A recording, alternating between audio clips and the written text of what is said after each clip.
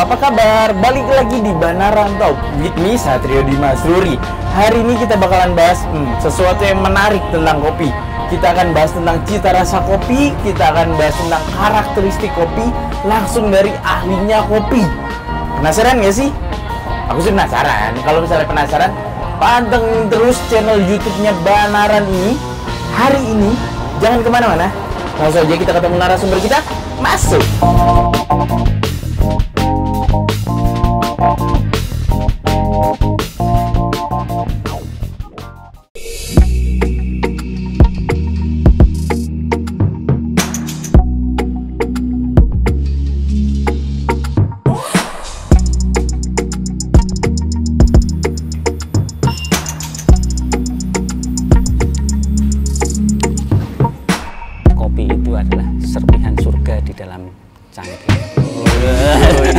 Kopi adalah serpihan surga di dalam cangkir kopi ya gitu.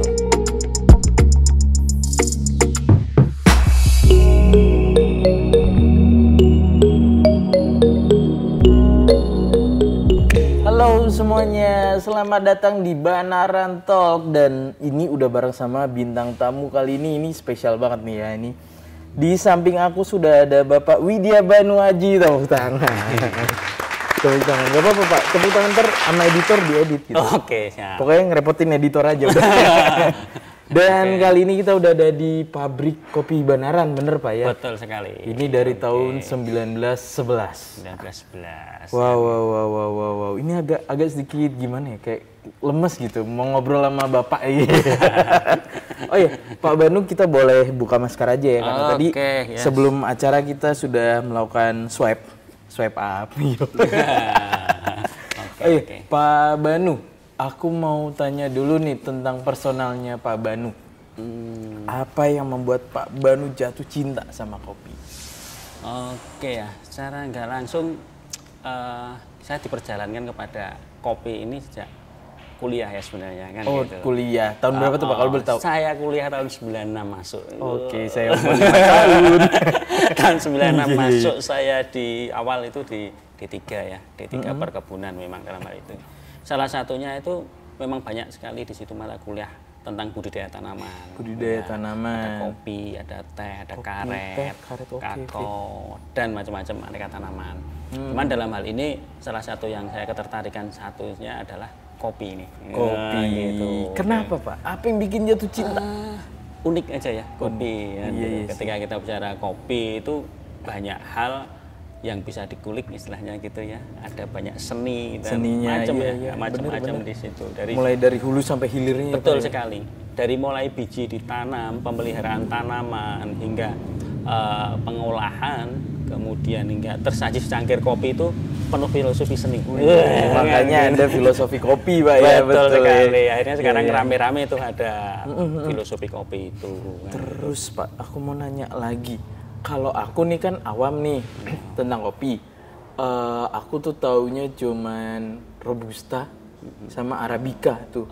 Atau emang kopi itu cuman ada Robusta Arabica aja atau ada jenis lain sih? Sebenarnya untuk kopi itu cukup banyak ya jenisnya. Artinya ada beberapa macam. Memang yang paling terkenal di kita di Indonesia dan diperdagangkan ya dan bernilai ekonomis tinggi itu dua, Arabica dan Robusta.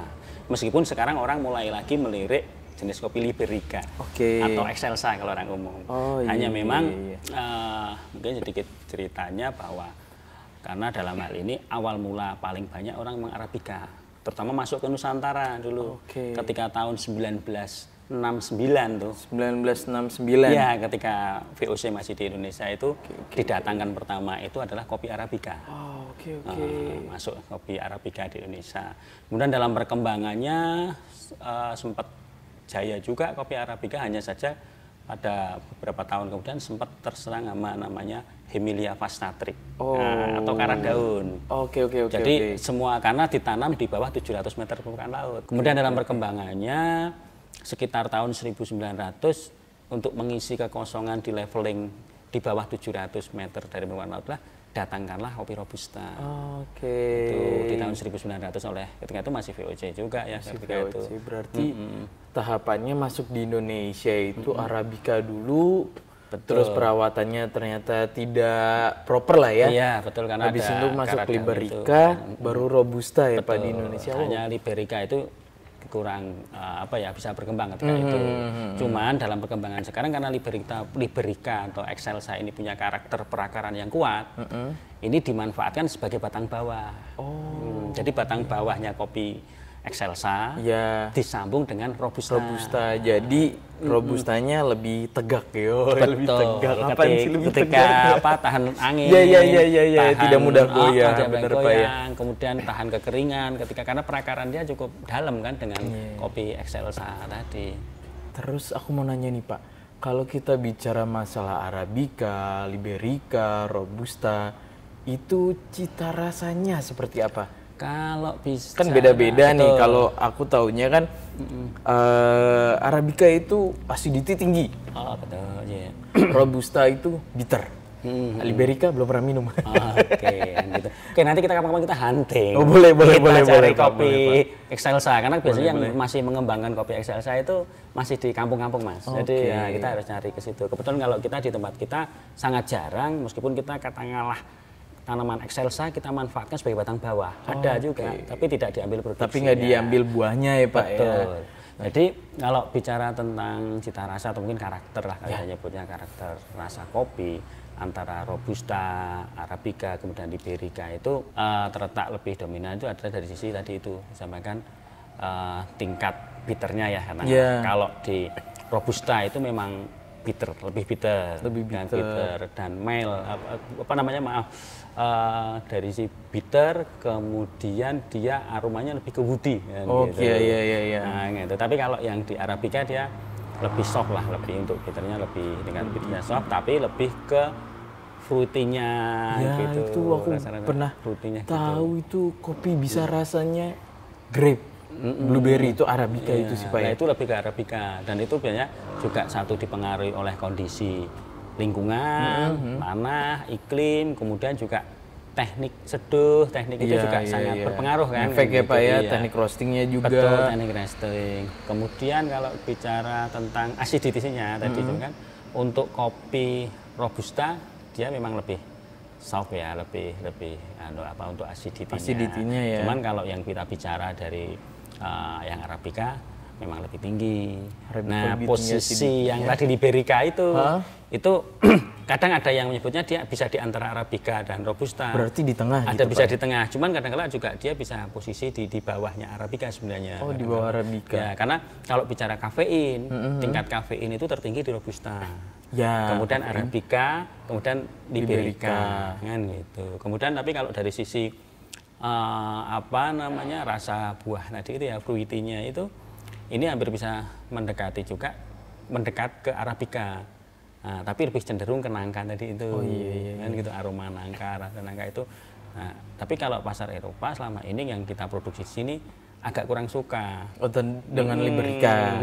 Karena makanya dulu hingga tidak berkembang ya sekarang itu di situ. Jadi kadang ketika orang misalnya diberi tes antara biji kopi Arabica, Robusta itu masih bisa mudah membedakan rasanya dari sisi rasa. Tapi kalau dites lagi tambah satu lagi Liberica tanpa kita kasih label kan gitu, biasanya orang akan mendekatkan ke Arabica karena ada flora aroma fruity-nya tadi. Padahal kalau simpelnya setauku ya Pak ya, kalau misalnya Arabica itu curve S ya.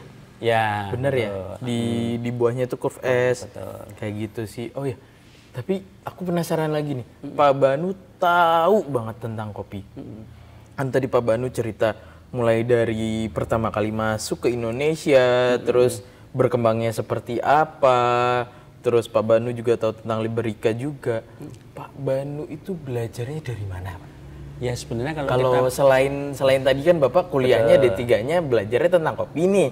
Selain itu kan pasti ada mungkin buat teman-teman juga yang lagi ngelihat Banarantok biar bisa tahu nih Pak, belajarnya tuh gimana sih tentang kopi? Betul, yang pertama jelas tadi kalau bicara kopi memang banyak banget ya. Kita bicara dari teori saja, kita bicara dari sisi budidaya itu saya butuh 1 semester dan 1 semester praktek gitu. Dari Pak Banu dulu di kebun kopi gitu, praktek langsung. Ya artinya dari ketika kita bicara teorinya, itu paling nggak saya butuh 1 semester.